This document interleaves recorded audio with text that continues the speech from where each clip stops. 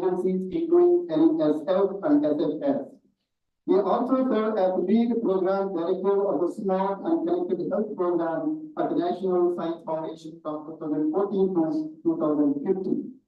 He is internationally renowned for leading research and development in the health analytics and security informatics.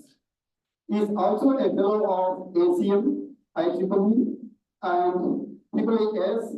He received the IEEE Computer Society Technical Achievement Award in the year 2006, the Informed Design Science Award in the year 2008, and the AAAS Impact Award in the year 2020, and the IEEE Big Data Security Final Award in the year 2022. He was the founder and editor-in-chief of the ACL Transactions on Management Information System between 2009 and 2014. And he's also founder and editor-in-chief of the Springer Journal Security Informatics. He has been serving on 10 editorial boards, including IEEE Intelligence Systems, ACL Transactions on Information Systems, IEEE Transactions on Systems, Man and Cybernetics, Journal of the American Society for Information Science and Technology, Decision Support Systems, International Journal on Digital Library. Chen has also served as a scientific counselor or advisor to the United States National Library of Medicine, Academia Sinica in Taiwan, and the National Library of China.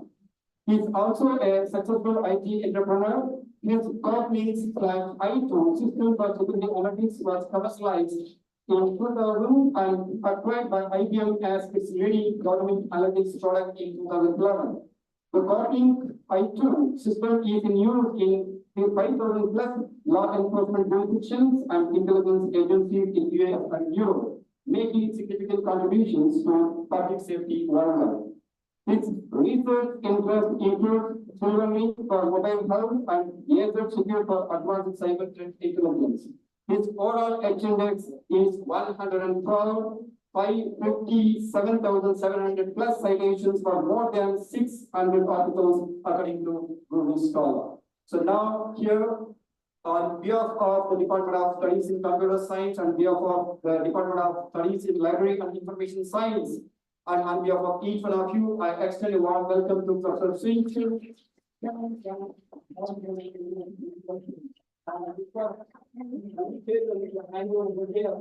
Respect and welcome to Professor.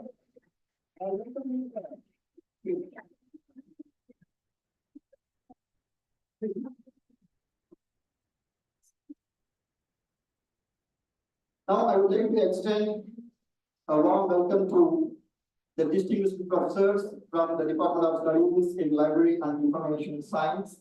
And today we have with us Dr. Shalini Aras Madam. So I welcome you, Madam, to this special lecture session. Please hand over. Now, I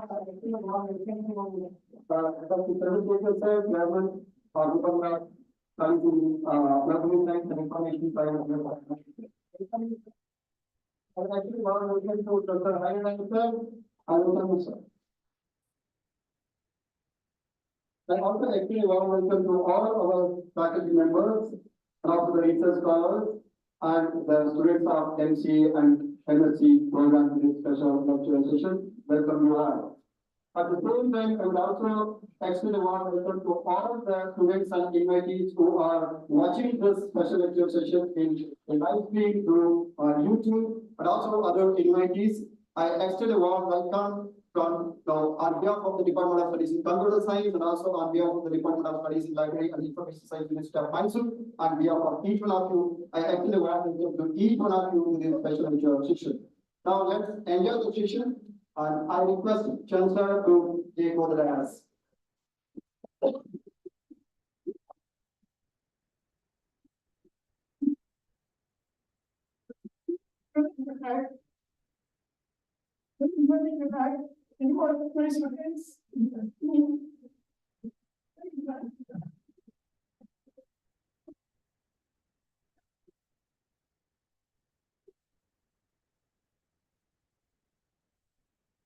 Oh, is that in fact? Excellent.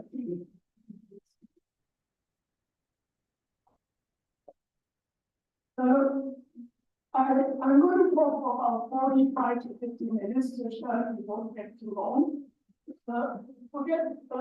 Forgive me about the first go. I'm actually a tourist doing South India over the past week. And I just got by myself. And I sent an email to a good friend of mine, Dr. Shalini first, who I have known for almost 25 to 30 years. So she's a leader in digital life research in India. And that was my early career. But we know each other when I was about 35. She was about 40. I'm 65 now. So 30 years later. So today's talk, I'm not controlling time. So thank you for coming today. And I'm very pleased to know that in computer science, there are actually more girls than boys. Is that right? Yes, that's very unusual in the US. In the US, the percentage is about 80% boys, 20% girls. In cybersecurity, 90% boys, 10% girls. In AI, I say about 70–80% boys. So I'm glad to see that there's a more female dominance. You have a lot of intellectual powers. But AI and cybersecurity do require different kind of mindset. So that's why I'm going to talk about this. So I actually have a lot of slides. So I think people at the science, they like the science. There are people, they found great emphasis. Just to know your background a bit, so I can decide what slide I'm going to go over. I've got one slide, but I will skip it quickly. It's just like watching movies. So they're just putting pictures, and I'll just explain the reason why we're doing certain things. For those of you who are faculty professors, raise your hands. Okay, for the first one. For people who are PhD students or research scholars, all right? For people who are in master programs, master science, raise your hands. So it's supposed to be a master science. And for those of you who are interested in AI, raise your hands. You have to raise your hands, right? It's very, very important. And I'll talk a lot about AI. For those of you who are interested in cybersecurity, raise your hands. For those of you who are interested in using AI in cybersecurity, raise your hands. Okay. So today's talk is about using AI for cybersecurity. So I'm going to run fast now. I came from Taiwan, not from China. Two different countries. So I've been in the US for almost 40 years. I came from Hsinchun Chen University, which is MIT in Taiwan, and I'm going to talk about some of my project in Taiwan, but really interesting on using AI. I came to the United States when I did PhD in New York University in New York City. So like many of you, I'm just a foreigner to the United States. And then after that, I became a professor, but I specialize in health, I specialize in security. So I run a lab called AI Lab, Artificial Intelligence Lab, but I'm in business school in College of Commerce. So I'm a computer scientist in business school doing information school research. So this is completely what I've been doing the past 30 years. I wrote a program called AZSecure, meaning Arizona Security or Security Agency, but I'm really using AI in cybersecurity. I will run start one class now, and I'll leave about 10 minutes at the end to ask questions. I usually agree with my American accent or Taiwanese accent, you understand? All right. So I'm going to quickly spend 10 minutes thinking about my background. AI is very diverse field. I studied AI 35 years ago at University of Arizona. During that time, it's called AI winter. Now it's AI summer. AI is very hot now. At that time, they're very cold. But I I started AI, and I'll tell you more about my AI. So 10 minutes on my background, then I'm going to spend about 20 minutes on my research on AI in cybersecurity. If you want to do AI, you can find specialty applications.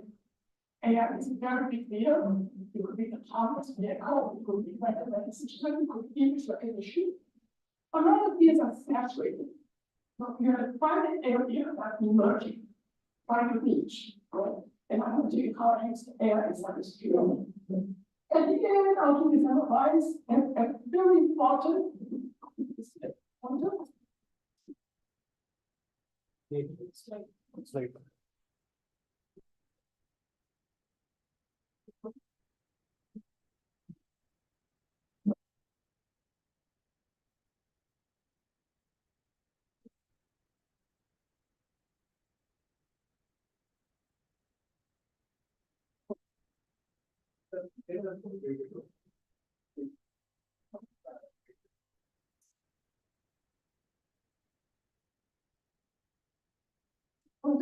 at the end, I'm going to spend about 5 minutes talking about a little sensitive project called AI for BI. And BI stands for business intelligence. Another way of using AI in every industry application to make it very special, or otherwise, if you do image recognition, a lot of people do that. You cannot do that. If you do natural language processing in English, hundreds of thousands of computer scientists are doing that. You cannot do that. But how do we find unique niche so that we can do the best research in the world? So 10 minutes, 20 minutes, and 5 minutes at the end. In general, the way I do research, I'm a computer scientist in a business school. My approach is to find a very interesting application of problem. It's likely search engine. That's where I started with Dr. Shalini Birds. I was about 32 years old, 30 years ago, but I used AI in the search engine. Well, that's actually unique. And then I do biomedical research as well. I do a lot of security, business intelligence, and then I have a cybersecurity very quickly. To do it proper, you need to have an approach. And my approach is to develop artificial intelligence. So I use my collection database. When I think that I use about text mining. I use a lot of statistical NLP, natural language processing. Machine learning, I'm doing some research in deep learning. Anyone who want to deep learning research now, raise your hands. Deep learning, anyone do shallow learning? Not shallow.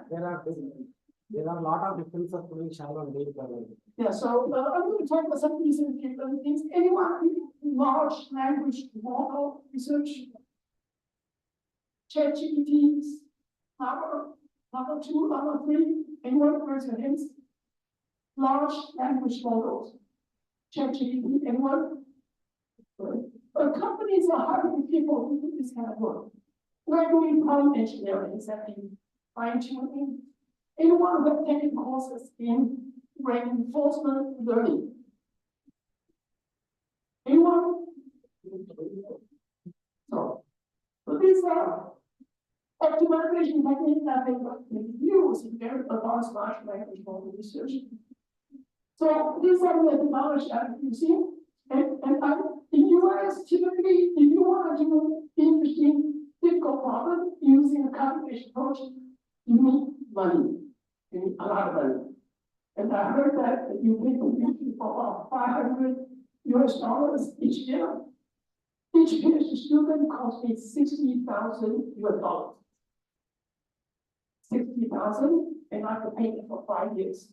Each PhD student is worth $300,000. I made it every. So you need to have research funding, such as student or PhD student research scholarship research. And I've been doing different projects since about 30 years. So I'm going to do this. So you'll be quicker now. So each segment is the first minutes. I started my research in something called Digital Library Initiative with Dr. Shalini Birds. This is the beginning of search engine. Google, Yahoo, all came from these arrows.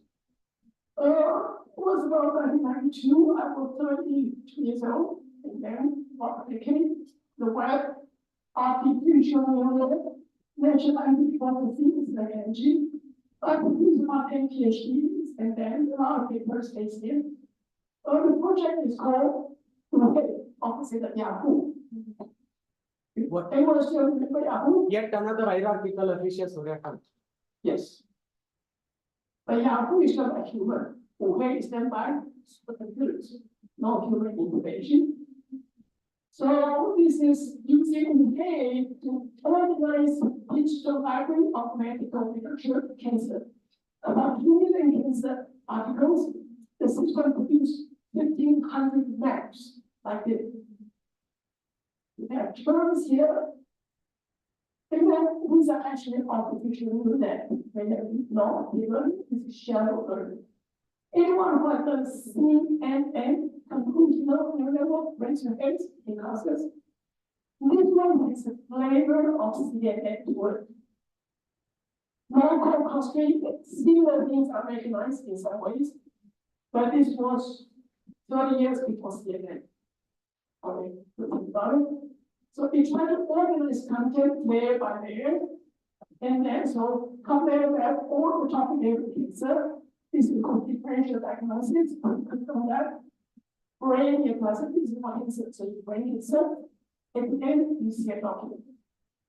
So the 2 million documents are organized by 1,500 lectures, like CNN. You go to previous slide. How do you extract different types of features? So, I'm going to check out a question. Otherwise, we'll be here for about 3 hours. I don't want the slides. This is, it goes through NLP extraction of the text.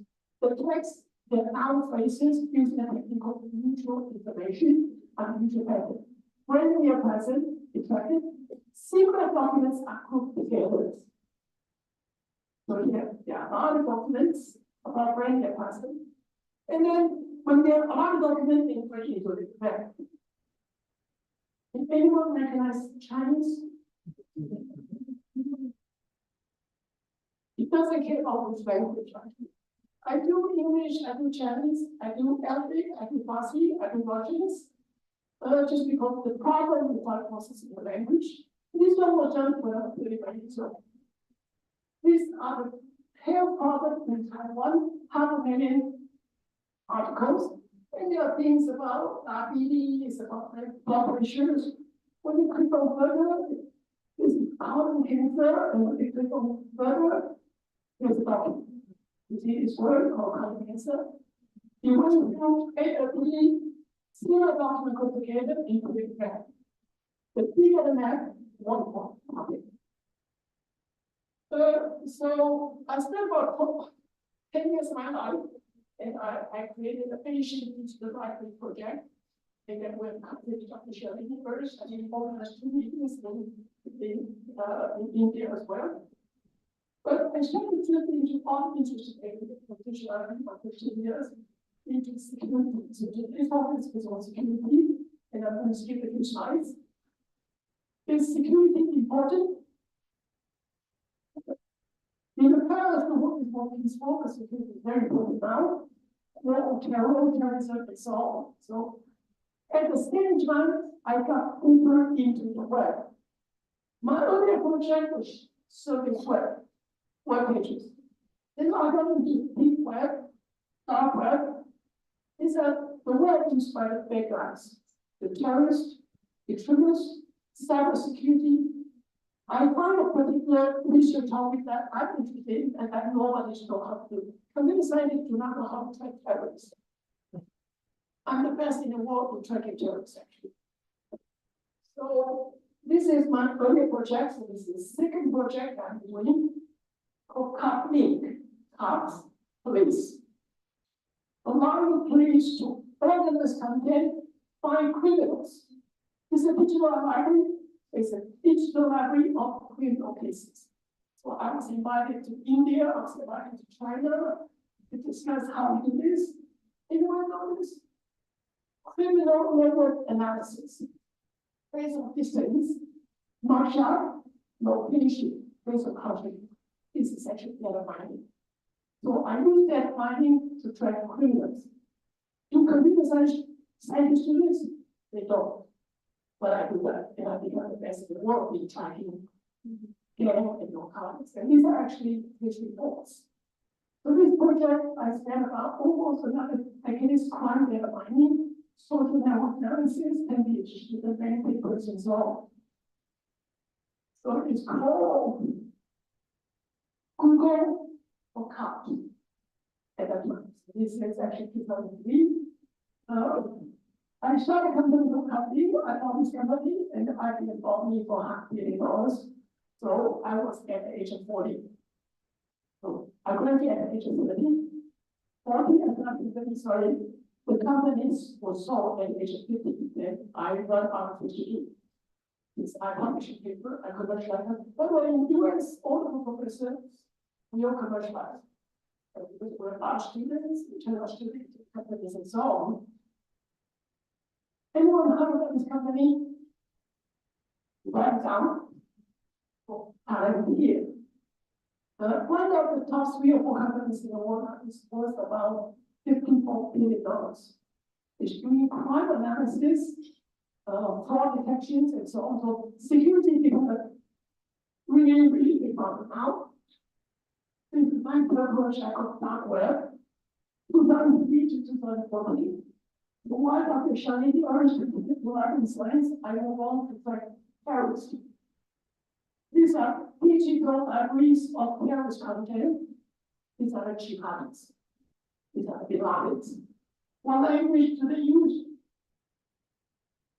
They use English, Hindi, or Arabic. Right.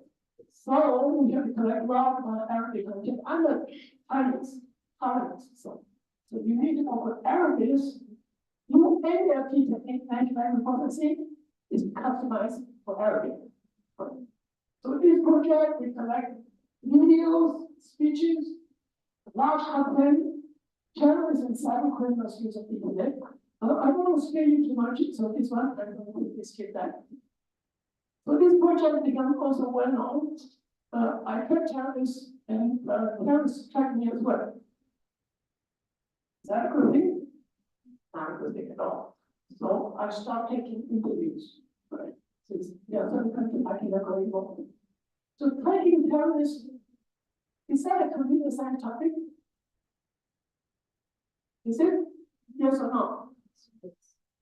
It's all content. It's all information, right? It's a database of content in a different language with a social phenomena behind it. And language processing becomes very important, social level analysis becomes very important. I wrote a program of internet security for ethics. I started a series of conferences called IEEE, and then it's Virgin Europe, it's Virgin Pacific Asia, just like each library. So I organized a series of meetings for people who have on this topic. I published a book in 2012 called the first book in tracking terrorists, actually.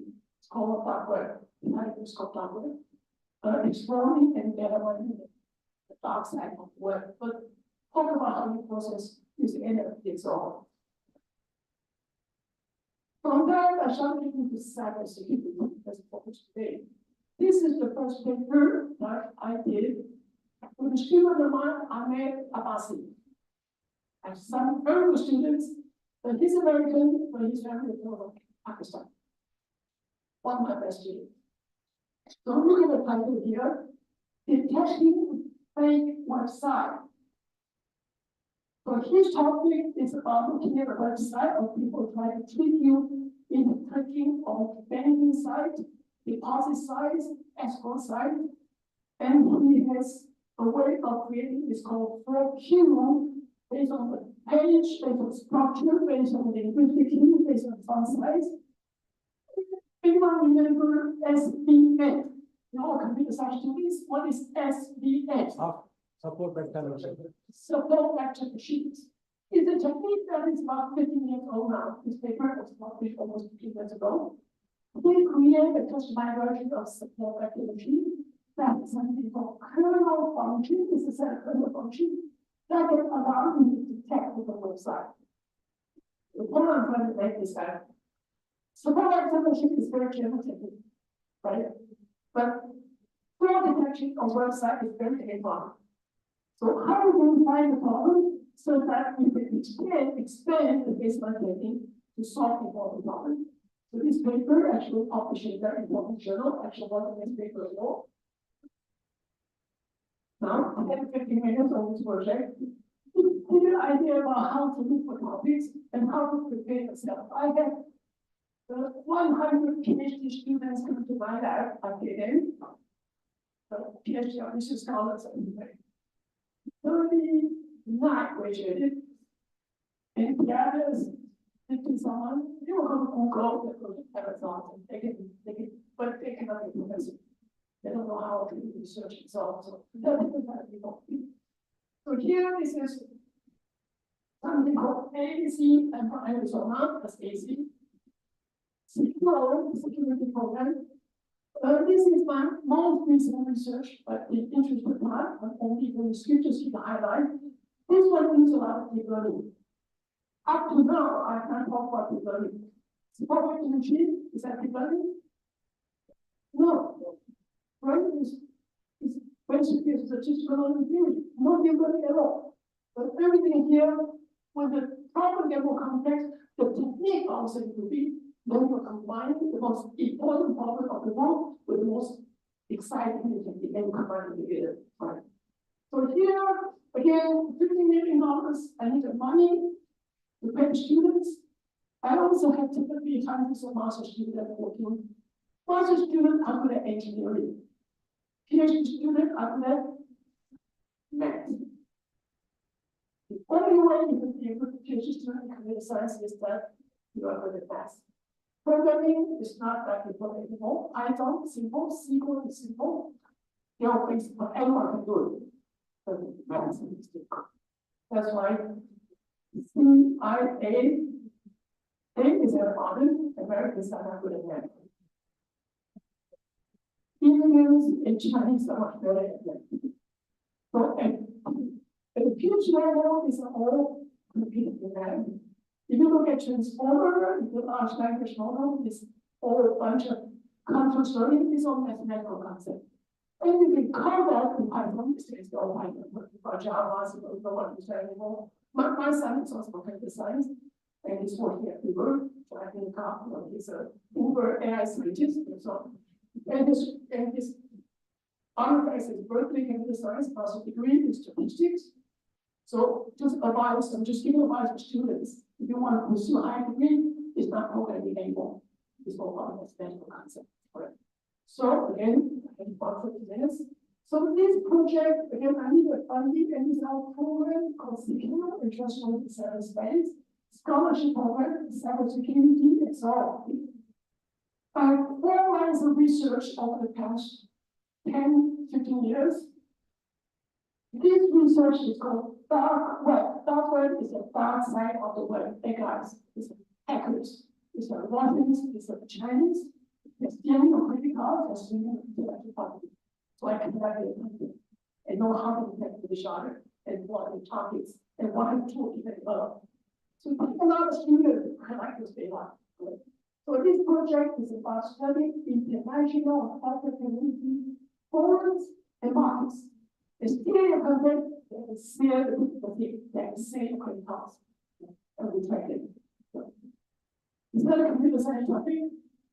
Of course, it's a very interesting computer science topic. But most of the computer scientists are still doing similar image processing and translation. Too many people in there, you cannot compete with them. But if you start with everything, I'm one of the first one to do this. But once I collected data, you can do that to protect regular citizen for privacy protection. It's called PII, personally identified information. If you want to social security number, credit card, your address, your credit number, so how to protect the citizen. And this project is about adversarial malware generation and evasion. What do? I ask using AI, large language model, to automatically generate malware. Is that good thing? Good or bad? is bad. But then I use the malware to destroy the malware detector. Is that good? You know alpha 0, right? Alpha initial target humans, then alpha started with human, alpha 0 human, another alpha, right? You have a problem, like I say, in this case. I generate billions of malware automatically. And then use that to train my large language model. Is that cool? When your system becomes stronger. So this research is called adaptive memory generation and evasion. So that next time I see that, but it look for my problem, so that you can improve the size. If you choose the existing problem, you're always behind, you always follow other people. This project is about small vulnerability assessment for scientists. This will use a lot of open source software. Is open source software secure or not secure? Anyone think open source software is secure? Raise your hands. Not secure. Not secure, like open source is shared software. Really? Security has never been a consideration when you design software. Really? So the open source software has been used a lot in chaos and e-commerce and so on. So create a lot of security problems. Right? So let me control my time.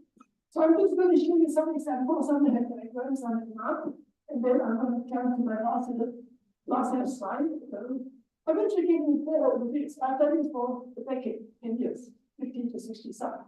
There's some other project that I'm interested in. These are getting old for me.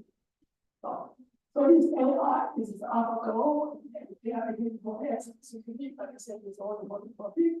So that way. In general, when I do AI, there's a process. Identify the problem, data collection. This is data science. Do I collect thousands of records? No. Millions, hundreds of millions, billions, trillions of records. I get as much as possible. Then I use the AI analytics. It could be deep learning, it could be simple vector machine. Then I do evaluation. So there's always an approach when I do things. So this is our paper. It's called Black Hat Research. Black Hat. Anyone know what is a black hat? Package, right? White hat, certificate. The red hat. Black hat is a dangerous person. Black hat are the big guys. Black hat. White hat are the guys. But red hat. The Chinese hackers. Their flag is red.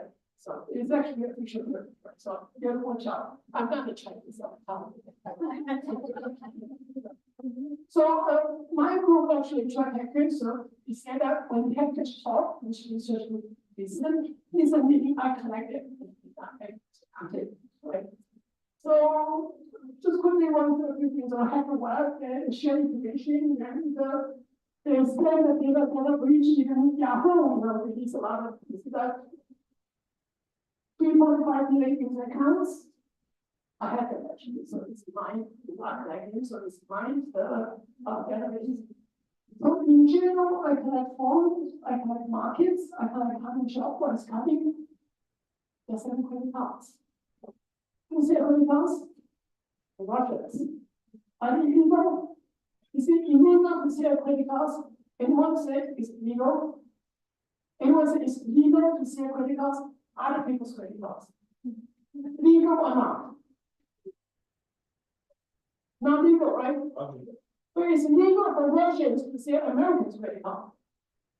Agreed? They are not illegal in Russia. They don't sell Russia's credit card, they sell Americans' credit card. So you have to think carefully. So these are Russians collecting credit card information of Americans in selling credit card. How much is one credit card worth? Anyone? Anyone want to buy credit cards? I have credit cards. If you buy 500 at the time, it's about $6, $60. So with 5,000 rupees, you can buy around credit cards. But they're actually shot in car in shop that you buy. So, and then we have internet video chat as a different kind of computer science technology and so on. So this is the paper talk about how to conduct our application collection research. I'm going to skip a few announcements. Then to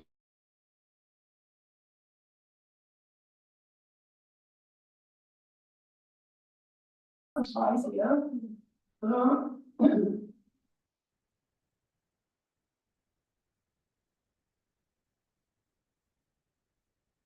This piece of research is somewhat interesting.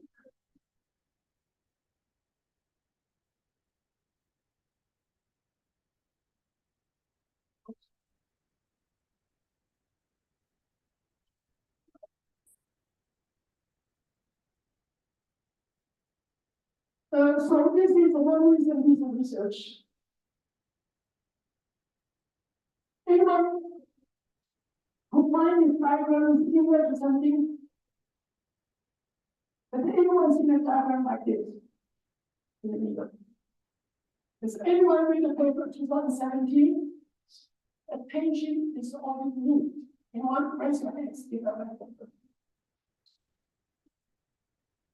Anyone who has read a paper called Attention is all you need, which is a paper on what?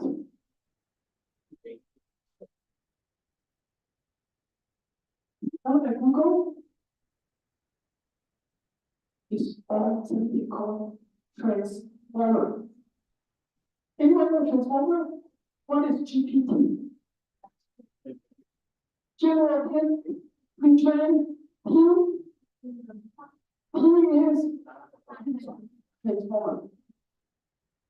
This diagram is the foundation of the transformer encoder. Okay, but why do I use transformer in this particular picture? I'm using transformer to develop phishing email. What is phishing email?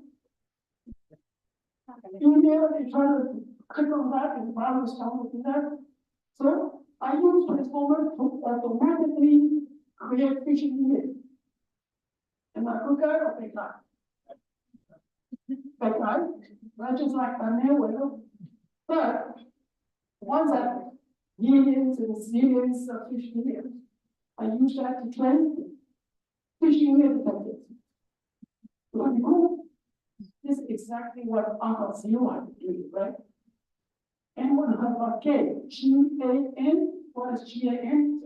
Generating Network, right? You have like generator and you have that. Right? You could not get the power. But again, do I care about playing golf or playing chess? I don't care. But I do care about protecting regular people. For this framework is customized to generate fish. They are fish. Adversarial is this adversarial generative work where does phishing, generation, and detection. With that, I can call this research. And you want to do is government encourage people to do cutting edge research impacting the whole world. Then they can give money to the research. And PhD, when they finish their research, they can publish in good papers and so on. How do you decide whether the attack is a passive attack or an active attack? Phishing attack. This is all email. It could be mostly the email message try to trick you into clicking on the link such that you can download the malware into your machine. It's how you compose email that sound like your mother sending the email, your friends sending the email. And ChatGPT is very good at coming up with description correctly, but this research actually combined the background research means that I actually know something about you already. I customize my emails to ChatGPT to mention something about you, about your job, about your boss, about your family. So that when you read the email, you think this is from someone you know, and you're clear. So typical phishing email is like 1%, 0.1%. This 30% chance of people. It's so similar to your email. So that's really the idea behind how why you want to check in this context. So let me get back. So I have about 18 minutes.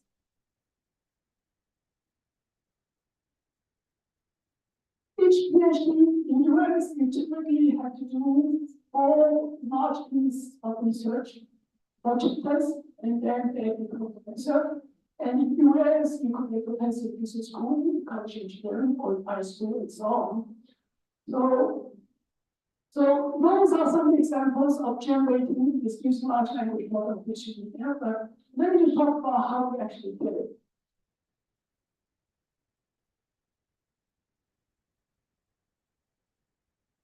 So this is the program that I showed you, this vision neural generation data research, or under the program called AZSecure.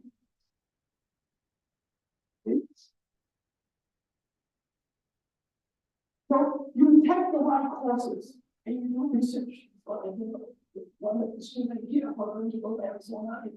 But the first master student, you don't just do courses. Most of the master program or even PhD program, half of the courses are very important. Sorry. There are only certain courses that are really important. In the context AI, your Python is really good. You all know Python program, right? Right? You should all be good SQL developer. Structured query language, you can do database, right? What else you need? You need to have taken some machine learning, data mining courses. Anyone? You need to have a specialized course in image recognition, CNN. Anyone? You need to have a course in natural language processing. Anyone? Typically in US, there's a course called computational linguistics. It's a linguistic department. Typically, I don't see that in Europe either. Study of languages. The study of language using computing is computational linguistics, not just linguistics. Linguistics sucks, sorry, but language linguistics is very important. Then we need to have math, applied math, applied statistics, even econometrics. Anyone who are taking courses in econometrics? What's econometrics? Regression analysis is econometrics. Anyone who has done regression, simple regression, multiple regression? Right? You know, children class to do that. But econometrics specialize what economists do.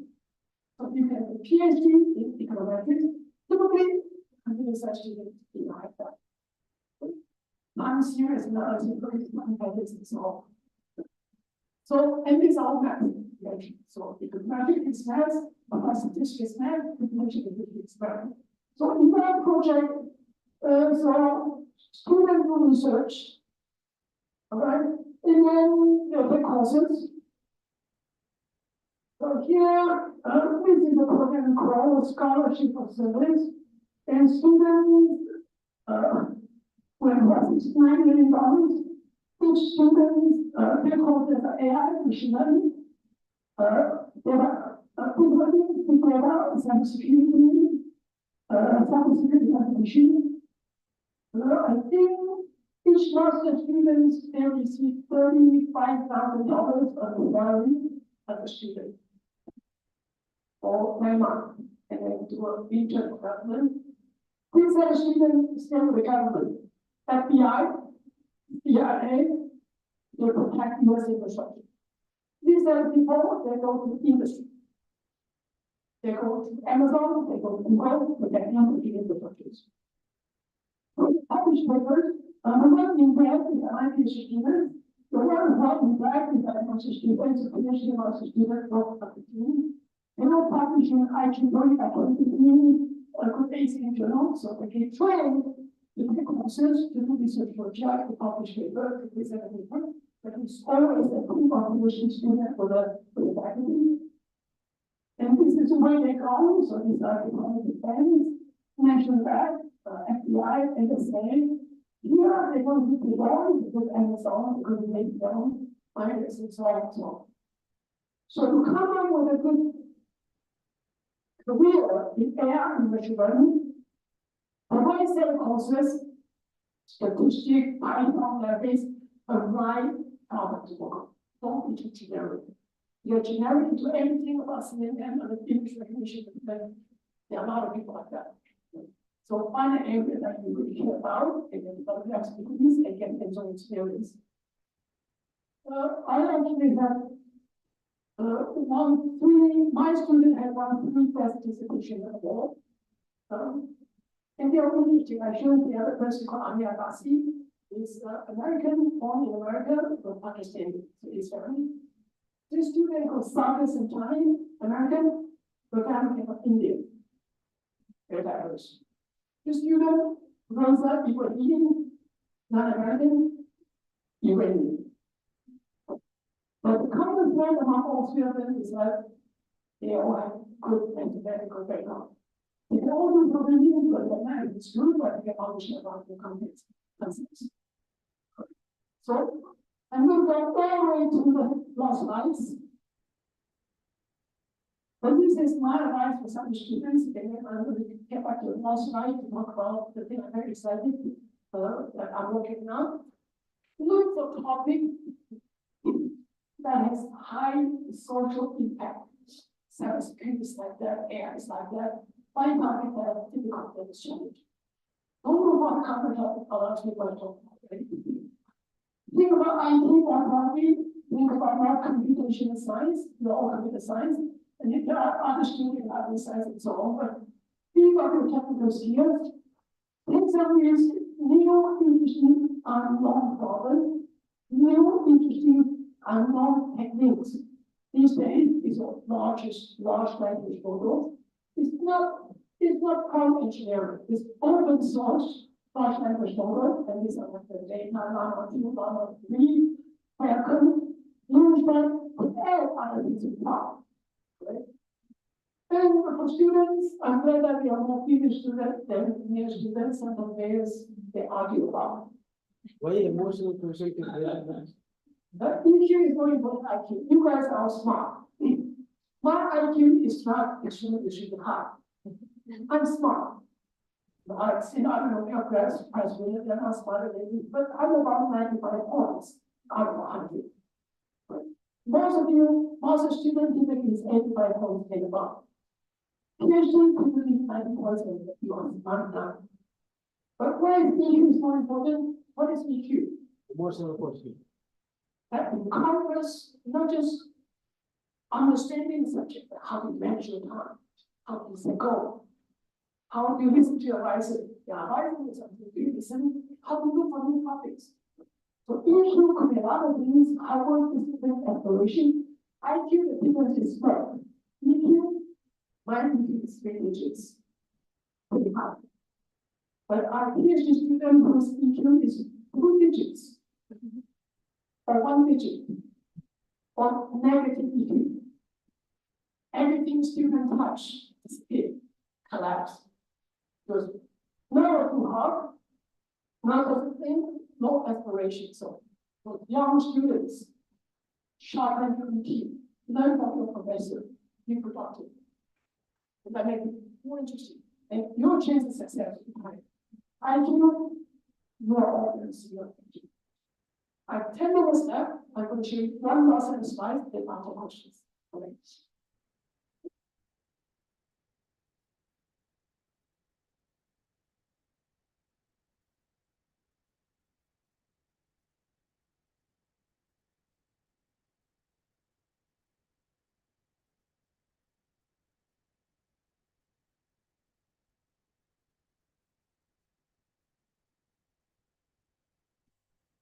Okay. Okay. 5 minutes. Then how is the question? Anyone know about this company called PSMC? Raise your hands. I'm actually a pro of cybersecurity now. I've done it for 15 years. Also interesting problem. I've done it. I've got 10 years as a working life. The steady step. I don't care what the topic anymore. Every 10 years, I get tired of the topic. Each and every things I've got. How many cases I've got. How many cases I've got. Cybersecurity problem is right. But I'm not in this topic. What is this company? Anyone? I will search on your computer. Do you have any PSMC? Use your phone, just type in TSMC.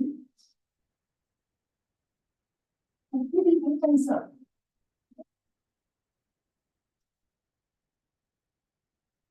The key is that this is the most important company in the world.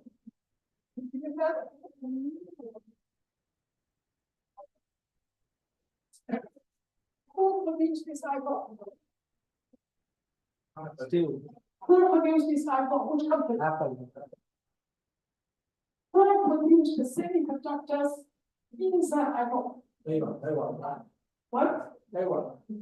Taiwan, Singapore, there are so many. What country?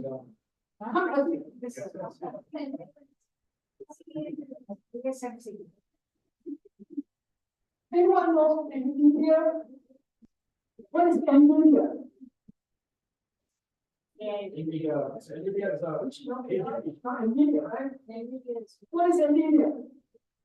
advanced AGP, What's that? graphics code, good graphics code. It was a GPU public processing unit. But they are the best AI chip producer in the world, agree? NVIDIA is the most hardest company. I bought about a lot of their shares about a year ago, and the market price jumped up 4 times. 400% return in 10 months. Who produced the chip for NVIDIA?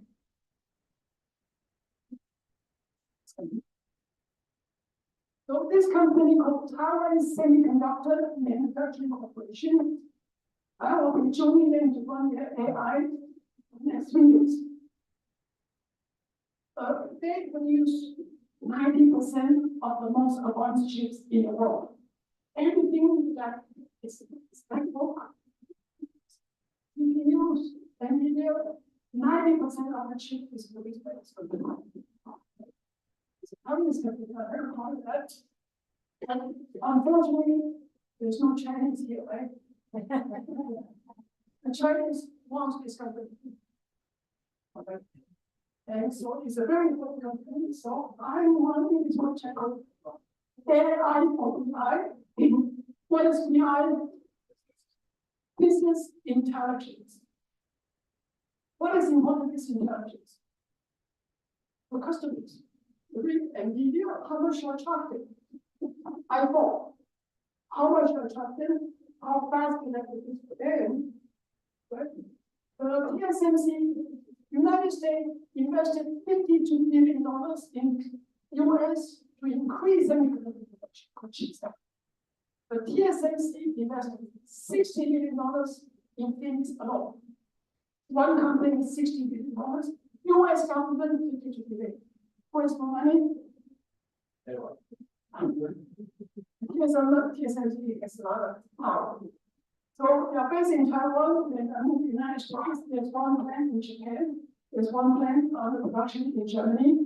And just like portion will be Korea and China to Taiwan for the politics, but I'm helping them develop their AI so they can.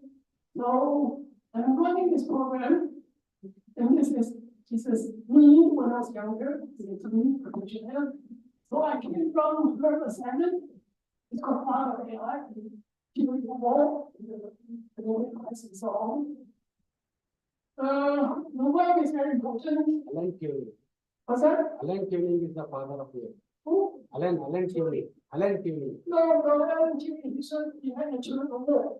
It's not the one he did the calculation, he has a Turing test. But when people talk about Father AI, it's not a scientist. So he's actually the one who developed the field. I'm kind of university. So Alan Turing was for AI, existing. So this is called chips. War is a war of potato chips, you know? It's a war about semiconductor chips. Everyone wants a piece of this. And so I'm using AI to help TSMC provide data, more capability, and so on. We have a team. I'm in the process of 15 engineers to do about 100 engineers, I'm creating a Google AI. It's a new group that I'm developing. Anyone who has seen this diagram? Actually, all of you have seen this section. Here's $1 here. This is a symbol of US. It's called the all seeing eye of providence. But the idea is that it's called global information awareness. For TSMC, it's intelligent, it's information intelligence. I'm trying to help TSMC know all their markets, HPC, mobile, which is iPhone, HPC is NVIDIA. NVIDIA is here. I need to know customers, I need to know the materials, I need to know the, like using AI to collect everything. Is this computer science or not? Find an important goal. The technique will come, and the technique is just like this, right? Internal data, TSMC and customer data, external data, web, common code, you extract the key idea, and then you find the network, you do prediction, you do sentiment analysis, and you do iteration. But on much bigger scales, right? These are billions and billions of documents, and then all the core techniques you can use, but eventually you can create impact. So I hired data analysts, I hired data engineer, I hired data scientist now. I 3 years to do this. So I'm of the TSMC director for starting teaching first. And I'm only a professor for 3 years. Is this more interesting or being a professor more interesting? That is 3 times my salary. But make it more interesting. So interesting problem, very challenging problem with the team. But I really want to connect people, young levels of research in IEEE. But I will have 200 explain people. So and my team is actually DIA, Taiwanese, Indians, and Americans. I have 3 Indian engineers actually. Yeah, they like to go to Taiwan as well. I have 3 of it. All right. So let me stop here and ask you some questions. Thank you.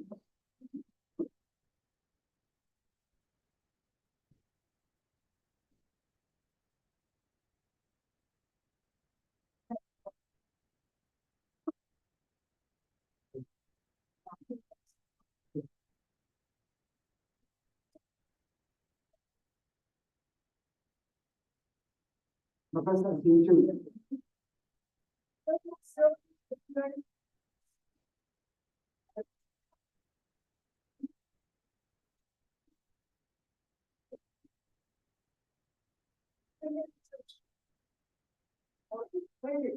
All right, questions. Professor Hsinchun, thank you very much for your superb and wonderful lecture on cybersecurity implementation by using AI tool. There are plenty of challenges in cybersecurity, and there are plenty of attacks like zero-day attack, phishing attack, and some other attacks actually. How do you decide the different types of challenges of cybersecurity you should implement either by using artificial intelligence or by using machine learning or by using deep learning? There are 2 ways to define the right problem, in my opinion. One is top down, the other is bottom up. Top down meaning that you I typically do not read a lot of confidence papers, just what I call it. I read the Economist magazine, New York Times, or Wall Street Journal. What are the big cybersecurity problems and who should be what? From top down, avoid the problems that a lot of people do good. So find the problem. Important, but not all people do that. Bottom up is important. Meaning that I was a PhD student, not just to work with me at different topics. Working with IT or security professional. However, just reading on the actually it's very important. And there is a niche of interesting emerging problems that I'm always talking on. And like open source security is very important. But I do open source security for semiconductor supply chain. Is that important? Semiconductor, very important topic, right? Semiconductor has a supply chain as well, right? The equipment, material, they're going to introduce memory into that. And then people only talk about open source, but they never talk about open source security in the context of supply chain, in the context of something. So when you talk down approach and then try to network with the people apart, then you're going to find a very good niche. And that happens with the people as well. Every topic I need years. I need 10 teacher students, I need 50 master students, I need about $10 to $20 million to work on product. Don't look for that professor. A young student, find a good lab, find a professor who are interested in things, new problem, new technique. But for a professor, a successful one in the US, typically they spend 10 years of their life with millions of dollars to work on the thing. But I think it's tough, but tough about that. That's the question. So You explained about convolution neural network. I would like to have a question for students. Senior students. Okay.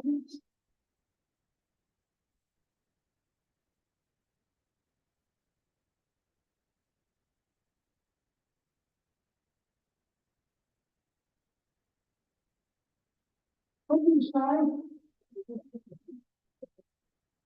Anyone? I don't want guys. That's not it.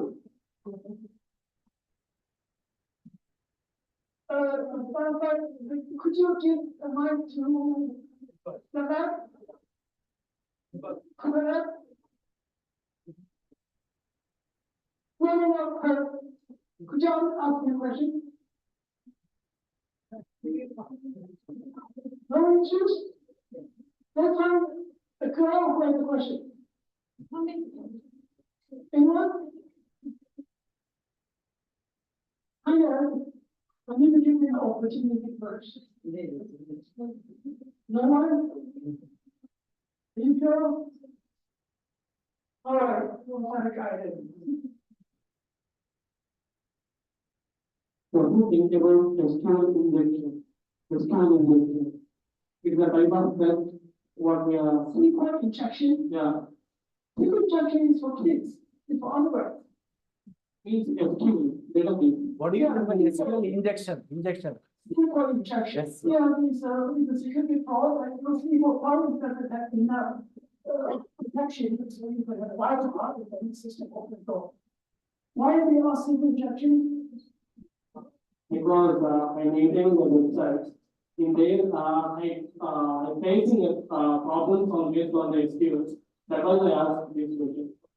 The reason is not a good question. This question, very good. Your question is our question. I'm sorry, but I'm letting you feel it. Those are the courses that you teach in cybersecurity 101, in foundation courses. Also, in our cybersecurity course, is no first course. SQL injection, password hacking, a lot of stuff. But this kind of topic is in US cybersecurity called blue collar work. There's standard way to do that, there's standard way to protect it, there's standard way to bypass the SQL injection. That's anyone who teaches SQL injection. Typically, cybersecurity course would have that, but it's actually not appropriate for a great share of people. These days, if you have SQL injection, and how do you alleviate SQL injection by automatically generating their code using ChatGPT? That's a good question. But using large language model, you generate code automatically in Python, in very large in language specific structures, such that you don't have a SQL injection anymore. That would be research. You see what I'm trying to do here? You need to know SQL injection. You open a SQL file, you see the select something or something for the wildcard form. And many people who are not good programmers, they will create this quotation for a lot of people can get it. But a lot of people do that. This is a way establishment. But if you combine SQL injection with large language model for code generation, then large language model generates secure code to bypass SQL injection. And that becomes master work.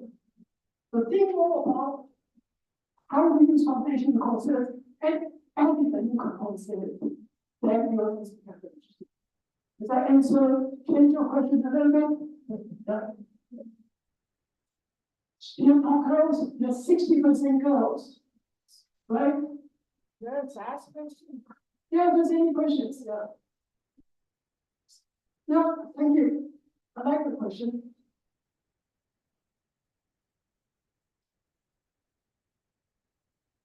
Yes. Then after 20 years, does the open AI or the AI will completely overtake a kind of regular websites? The question again? Still, after 20 years, Yeah. does the open AI will overtake the regular websites? Well, open AI, is actually GPT, Yeah. overtake other websites. Yeah, the regular websites, what we are using today, like Chrome. Creation, website creation. Websites, well, let me try to understand the question. So you're asking whether open AI help creating other web content automatically? I think I can make the problem even bigger. Right? Open AI is changing like anymore. It's not just open AI anymore. It's cool. Developed GPT, Microsoft use that. Meta comes in with Llama 2, most people open source, right? And then the arrows onto the earth and compare code. And then there's a mystery by the French. There's no bunch of people over there now. Over there is the site, which is closed source. You can use it now, but there are open source tools. But they are actually not just creating websites. So no question should not be here. They are replacing humans. They are replacing engineers. They are replacing financial analysts. They are replacing mid-level managers. They can generate a website, right? They can generate fake news. They can generate images, videos. So large language model, this type of approach is revolutionized the society now. Not in content creation, could be advertising, could be marketing, financial analysts, and the other. So the question is, in 20 years, when it's going to happen? In 20 years, all of you will lose your job. Understand you? Because over there, the question is, you can also generate calls. You can generate calls, right? I don't think about the president. Agree? Well, I have this thing to say, but in the last 20 years, you will be better than me. I guarantee that. 2 years, 2 years, don't guarantee so. So sometimes when it's a question, then you can make it more interesting. Such kind of approach of large language model can change the whole world. It's happening now. 100 years is a long time. But get yourself ready. I won't be very 20 years at 65, so but not my worries, it's your worries. How to train yourself such that you are still relevant after 5 years, after 10 years, after 20 years. Is that correct? That's really the answer to your question. Right. The short answer for me is that you need to know enough to control AI. You cannot be open AI to a typical user. You need to be able to develop it. You can change it. You can use open source. You don't want to just keep farm engineering for kids, high school students. So when you get into the level of the PhD and so on, open source tool, taking it apart, putting it back. So you're limiting the curve. There are a lot of people who get figured out with no coding sucks, so over there is one place there, but you are always going to be ahead. Practical problem, being out your technical skills, control AI, further. I'm controlling AI semiconductor business. And I'm hiring people from Stanford, Berkeley, I'm hiring master student for 2011, and I'm hiring PhD now. I need people who can control AI, changing, and open source, you can change it if you don't know enough about the math. The Bible will show he wrote a paper, 2017 paper, attention is all you get. It's a Google paper. It becomes foundation of all large language models. you detect the whole paper apart, you can Python code take it apart, such that you can come to this company more specific project. So after 2 years, you are still relevant, but you don't have to change job, you need to do all the things. The AI is so exciting now. When I was in your age, I used to punch cards. You know how to punch cards? These actual cards that hold. It is a computer, that was your time. The only two people here have to that artificial intelligence and me. But AI, this is the golden age now. I've gone through 2 revolutions in computer science. One is the search engine, our very free search engine. We will open the search engine project is the second time. But I think probably people process a lot of content on the web now. This is Coursera, this is Andrew on his website, and another project that your AI will do, but you always be at the head of the person that is second. AI is there's a big community of people with talents and tech owner. And I just keep on talking to people and then sounds bad, right? Right? But that's starting with engineer first. All right? Engineer is writing reports and then PowerPoints, but just didn't have reports, so they're getting cut off. Correct? You got the bottom of the curve, you should be fine. What is still, you should be high. Does that answer your question? All right. Are we still good with time? I'm still a tourist, so after this, I'm going to go to hunting. So, Thank God. if the long-term AI in the future is there, then what is going to be? The thing is, you AI, So in the future, if AI is basically don't fall, what will be the reason? AI is with echo. If AI don't fall in the future, I'm worrying in the future. means AI is reducing its capabilities, AI is don't fall the technology. Downfalling. Will there be a downfall of the AI? Trend will.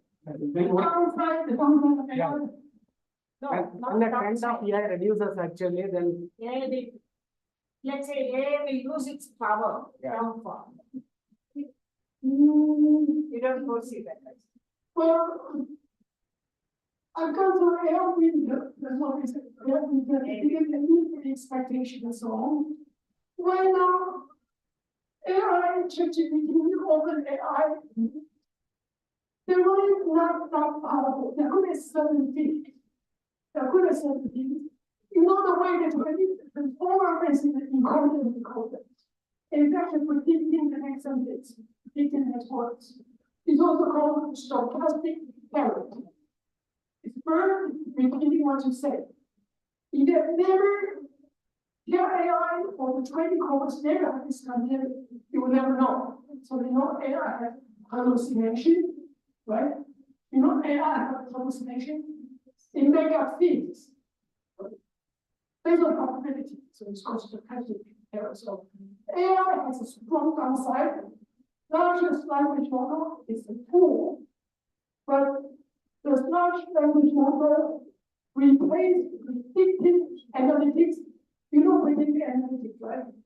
Prediction, regression, recognition. I use the say I can predict the future. Right? That's what prediction is, specialization. Don't like the song of the direction. It's good at composing text, understanding human language. There's a large amount of text. So it has a lot of deficiencies, but it's a new tool that we never had. It passed the Turing test. What is Turing test? Turing test is you cannot distinguish whether it's from human or from the computer. So it's very powerful in sentences, conversation, making high level standard, reflecting on the future, taking text. ChatGPT, GPT-4 is as good as sandbox content, as good as CBA, as good as a lawyer, as good as a doctor in taking exams. And why is that? The exams are multiple choice questions. Have you taken GRE or GMAT? It's US agencies and tests. ChatGPT 4 is better than humans. But it's multiple choice questions. It's guessing better than you do. There's a gradual result. So don't be shocked or don't rely on a lot of time, even though I'm promoting people to learn this new technology. It's like all my life I'm taking on technology. But don't lose track of the fact that a lot of problems that this technology doesn't solve. ChatGPT will not automatically create social media for you, will not predict the future of the sales projection for you. That still requires machine learning, still requires support recognition, still requires regression analysis. So, is that your question? How do you take students for higher degree programs? What kind of selection do you in there in US? How is the approach that professors they use? It's a big story. You have to pass CAT exam. Your computer science course are all taught in English, correct? Is it? Everything is English, right? There's no translation. No, we are studying in our mother tongue, actually, Kannada. There are different state languages in our India. Actually, each and every state following some.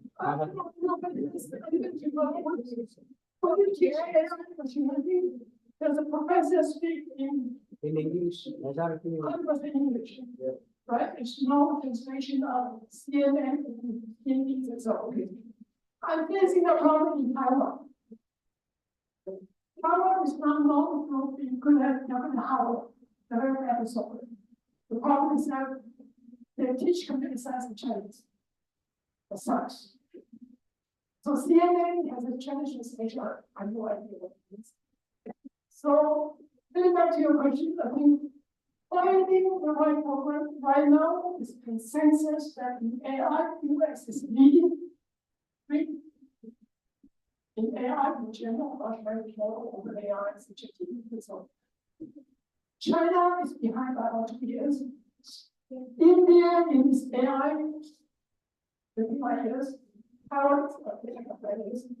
So if you really want to find the right program, I think a friend here is going to University of Arizona, going for a master's degree in data science.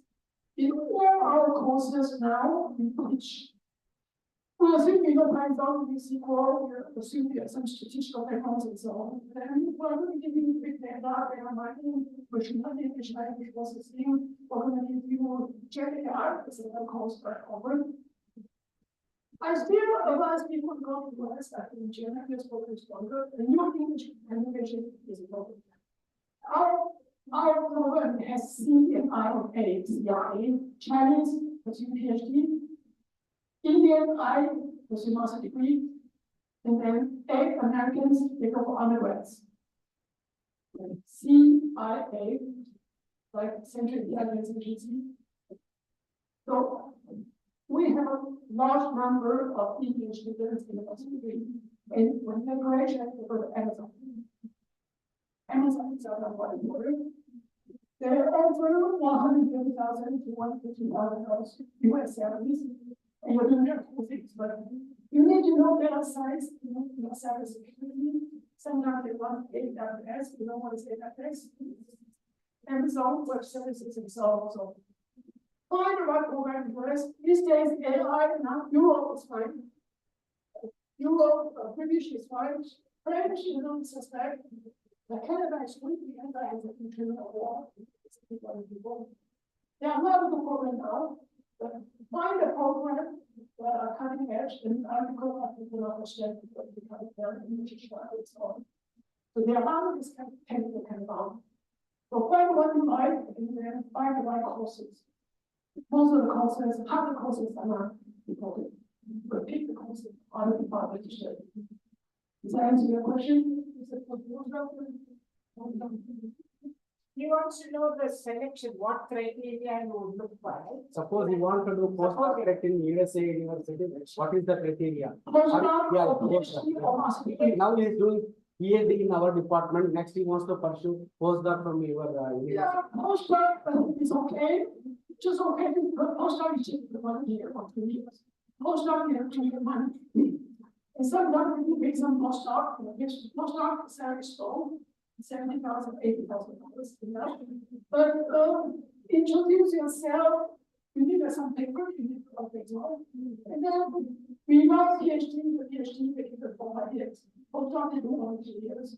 And but you can find the program that you can take postdoc, and you're going to get hands-on experience.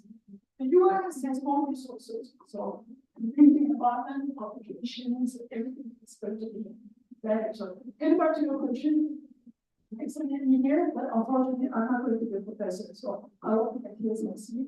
But there are many programs that will set postdoc, offer, send your resume, you need your application ready. For that, and you need to know the professors how to get it done. And then you have to find a topic that people will choose. All right? Sometimes hackers are also called as crackers. How do you decide on what word actually, whether I should use hacker or cracker to steal some data from any specific websites or emails? Whether that black hat crackers are more dangerous than white hat hackers, or white hat hackers are more dangerous than black hat hackers actually. You could work the black hat, you could become the white hat, and many white hats used to be black hat. So they learn a lot of tricks, and then you can become a good guy to protect the good guys. And so when the connection that we find the good guys and the white guys, you just need to know I think someone on the street doesn't respond to it. I think we're closing out the time. Just one question, sir. One question, then we're done. Yes. Yes, that's a good sir. So as you have already explained, the undertakes and a lot of threats there. What are the novel threats which are still challenging, which need to be addressed, and what is the scope of research and how AI can be used to address those novel threats? So more research in dark web research, correct? Like dark web research, dark web engineering, one of the normal areas, correct? Most of the people have done it right, just read my papers. I spent 15 years of my life, so it's a set of people following my work. I think 80% of teaching all of that. That's why I'm more from dark web research. No, because still there are a lot of novel threats need to be addressed. What would be the novel threats and how? The more interesting one is this, dark web is about disinformation. AI generated content that has nothing to do with dark web. These are really companies in the machine, the largest, it's Chinese. And in the past, dark web research is done by people generate content, not anymore. Those guys can create content automatically using AI. So that topic is true. And they use that to generate not the content, but creating codes, images, videos. So that angle is new. So let me take my standard back. I've done a lot of forums and shopping cart of the current shopper. The AI generated dark web research. So what is the scope of prompt engineering in the context of large language models? Yeah, prompt engineering is for on-press. So you have to fine tuning. So set up infrastructure, if you do Llama 2, Llama 3. These are data open source. There's another one called Mistral by French. There's another one called Eller. This is about United Arab Emirates. So get your collection so that you can go beyond prompt engineering. Prompt engineering, the AI is chopping people off. The prompt engineering people can chop off. A lot of people do that. You have to do fine tuning. You have to do RAG, retrieval augmented generation, so that it doesn't have AI hallucination. So how do you create large infrastructure when you do the cutting edge AI research by tools under your control? Prompt engineering, you cannot control ChatGPT. Right? Okay? $30 a month, you send a request, prompt engineering return back. That's not usually. Not usually things I do to students. So there are a lot of things I can do for computer science students. faculty operators here, the student needs to look at more connection. Okay. Can I go now? Thank you. Thank you.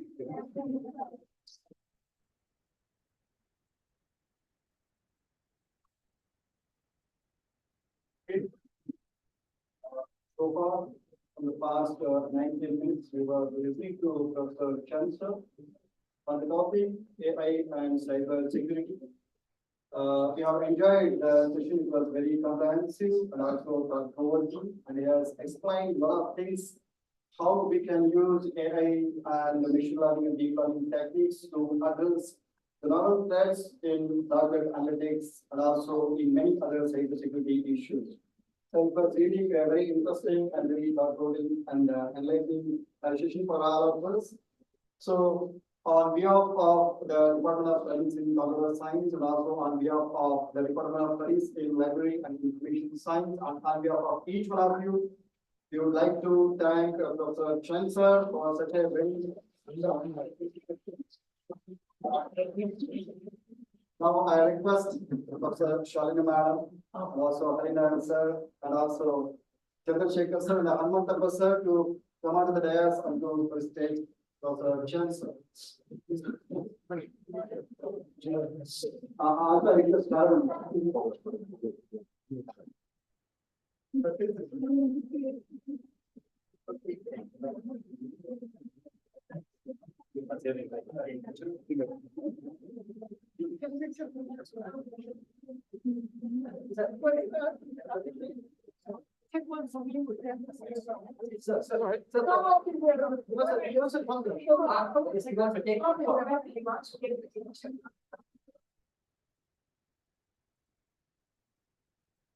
Put your picture on the dark web. It's okay? No. You want to be in the dark web?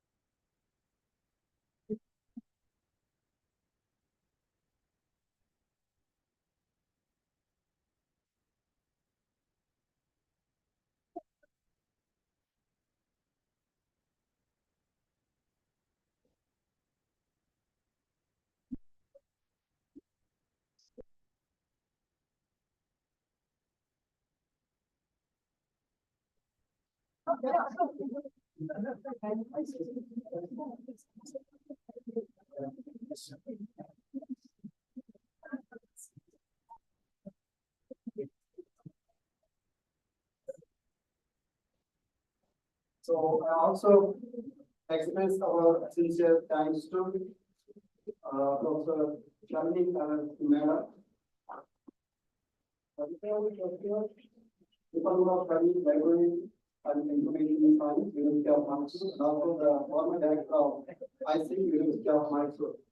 Because of this, because of madam, today we were able to arrange this special lecture session. She took all the this to bring Professor Chen here and also to organize this session. On behalf of the Department of Studies in Computer Science and Life Science, we thank you very much. I would like to express my heartfelt sincere thanks to you and to the department and to my own department and my colleagues, Harinarayana and Chandrasekhar, and of course, Madam Guru is not here, who were instrumental in getting this. I had only one interest, to spark some minds here, to do something bigger and better and make a difference to the world. That was my only. I hope Dr. Chen's lecture has sparked some interest in you to do some interesting work. Doesn't have to be in the cybersecurity, doesn't have to be here, but do some interesting work and make a difference to the world. Thank you. Thanks to Professor Harinaran sir, and also Professor Chairman Dr. Chandrasekhar sir, and also my colleagues Professor Hanumanthappa sir, and also Professor Shalini madam. And also I express our sincere thanks to all our faculty members, the guest faculty members who are present here, the research scholars, and also all our MSc and MCA students on both the years. So thank you very much for your patience listening in this special acquisition. And also I extend our sincere thanks to the Department of IEEE and the director and the staff for having telecasted this live in YouTube. So thank you very much, the staff and also the IEEE director.